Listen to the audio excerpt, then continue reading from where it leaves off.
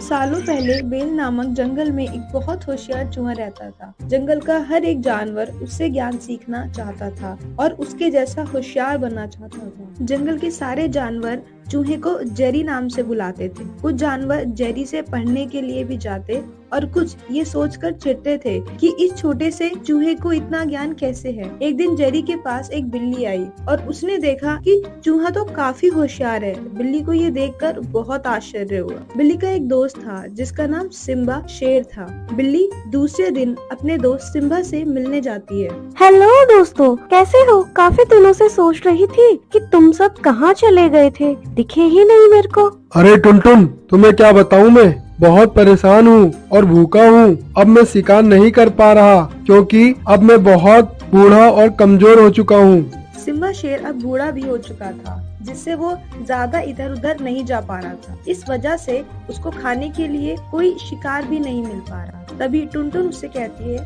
ओ मेरे दोस्त सिम्बा, तुम इतनी टेंशन क्यों लेते हो? मैं हूँ ना, मैं तुम्हारे लिए कुछ न कुछ सोचती हूँ। टुनटुन, अब तुम ही बताओ मैं क्या करूं, कैसे अपने लिए भोजन तैयार करूं, मुझे कुछ सुझाव दो।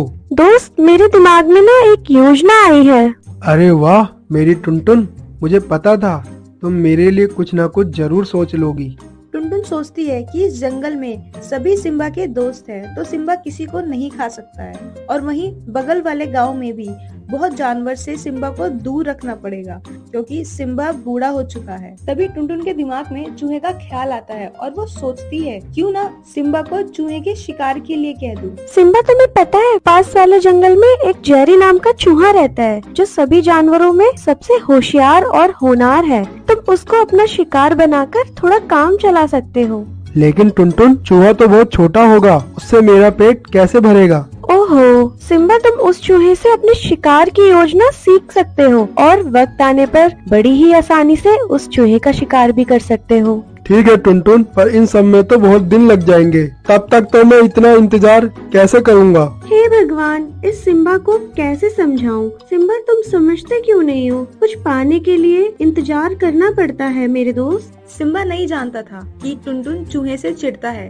थोड़ी ही देर में सिम्बा वहाँ से चला जाता है और वहाँ पहुंचकर देखता है कि चूहे के पास तो बहुत से लोग बैठे हैं। सिम्बा सबके जाने का इंतजार करता है और जब सभी जानवर वहाँ से चले जाते हैं, सिम्बा चूहे के पास जाता है और बोलता है, हेलो जेरी बेटा, कैसे हो? क्या तुम्हारे पास बैठ सकता हूँ? काफी दिनों से तुम्हारे बारे में सुन रहा हूँ। सुना है बहुत होशियार हो। इतने छोटे होने के बाद भी तुम में इतना ज्ञान है। क्या तुम मुझे भी कुछ सिखा सकते हो?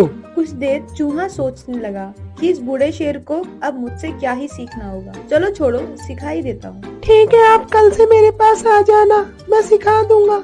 ओके जेरी, मैं कल से आता हूँ।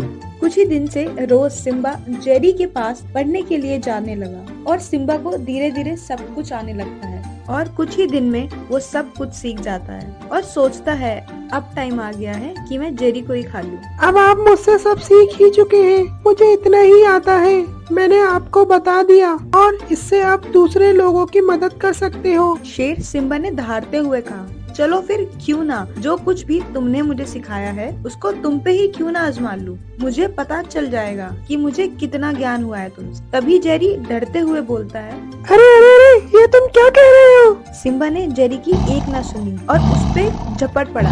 जेरी अपनी जान बचाने के लिए बिल में चला गया और सिम्बा जाल में फंस गया। अरे अरे, ये सब क्या है? जाल कैसे बिछ गया था? मैं तो बहुत बुरी तरह फंस गया हूँ। जेरी अपने बिल से बाहर आता है और कहता है, मुझे पहले ही दिन से तुम पर विश्वास नहीं था, इसीलिए मैंने ये जाल घास के नीचे छिपा रखी थी ताकि वक्त आने पे मैं अपनी जान बचा सकूं। सिम्बा जाल में काफी देर तक फंसा रहता है और रोने लगता है। उसकी ये हालत जेरी से देखी नहीं जाती है क्योंकि शेर बहुत बूढ़ा हो चुका था और जाल में फंसने की वजह से बहुत परेशान हो रहा है और मदद की गुहार करता है। मेरी मेरी मेरी मदद करो, मुझे तुम्हें कोई नुकसान नहीं पहुँचाऊंगा।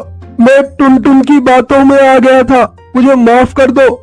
ये सब सुन के जेरी को शेर पे दया आ जाती है और वो अपने दांतों से जाल को काट कर शेर को आजाद कर देता है और शेर को शिकार करने की नई योजना बताता है और शेर और चूहे एक दूसरे के बहुत अच्छे दोस्त बन जाते हैं। इस कहानी से हमें ये सीख मिलती है कि हमें किसी से ईर्ष्या नहीं करनी चाहिए और वक्त आने पे दूसरों की मदद करनी चाहिए। एक बंदर और एक खरगोश रहा करते थे। जिस पेड़ पे बंदर रहा करता था उससे नीचे खरगोश ने भी अपना घर बनाया हुआ था।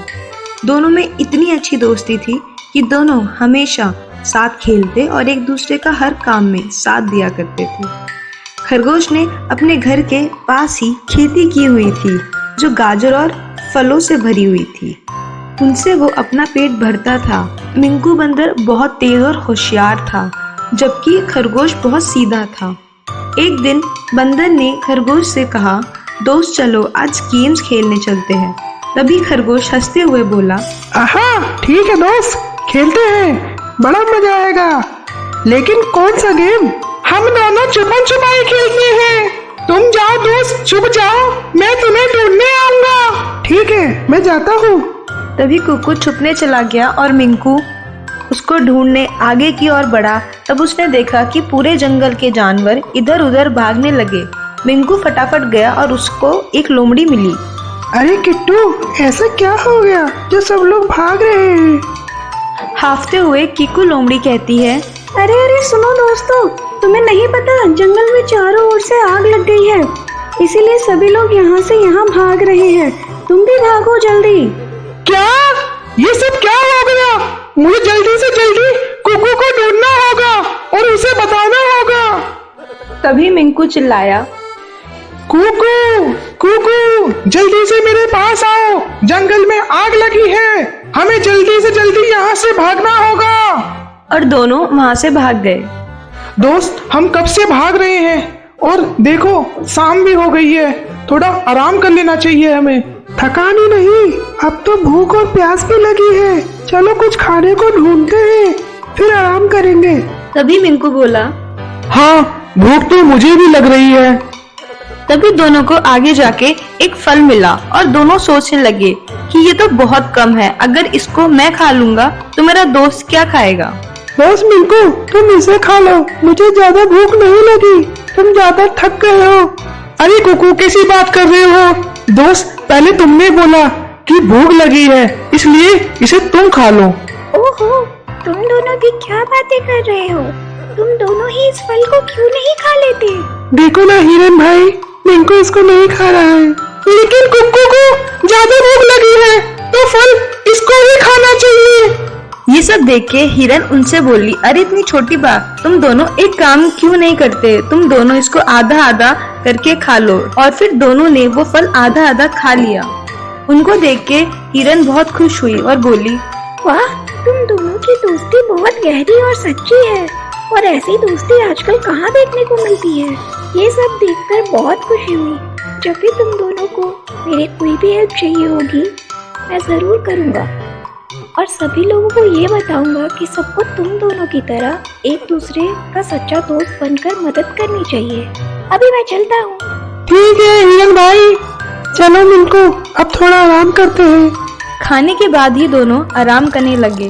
फिर जब दोनों आराम करके उठते हैं तो आपस में बात करते हैं।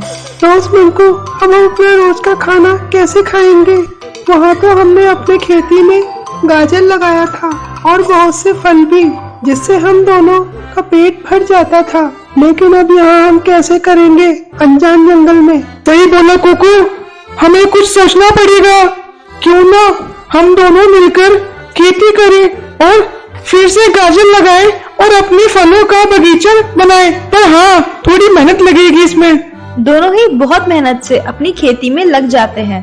सब कुछ करने के बाद उनको अपनी खेती के लिए पानी चाहिए होता है। दोनों इस बात से परेशान होते हैं कि पानी काफी दूर है, वहाँ से कैसे अपने खेतों तक लाया जाए। इतने में वहाँ से जा रहा रामू हाथी उन्हें देखता है कि दोनों बहुत मेहनत से अपनी खेती और बगीचे में लगे हुए हैं। तभी रामू हाथी को याद आता है कि ये तो मिंकू और कीकू है, जिनके बारे में हिरन ने बताया, जिनकी दोस्ती इतनी बेमिसाल है। जाके देखता हूँ, शायद मेरी कोई मदद चाहिए हो। तुम दोनों मिंकू और कुकू हो ना? क्या आप हमें जानते हो? हाँ, इस पूरे जंगल में तुम्हारी दोस्ती की बड़ी मिसाल दी है हिरन भाई ने, पर तुम दोनों इतने परेशान क्यों हो? हाथी भाई, हमने खेती तो कर ली, पेड़ भी लगा लिए फलों के, पर अब पानी न मिलने की वजह से हमारी खेती खराब हो जाएगी, पेड़ में फल भी नहीं आएंगे। अरे तुम दोनों परेशान क्यों होते हो, मैं तुम्हारी मदद करूंगा। मैं अपने सूंड में पानी लेकर आऊंगा।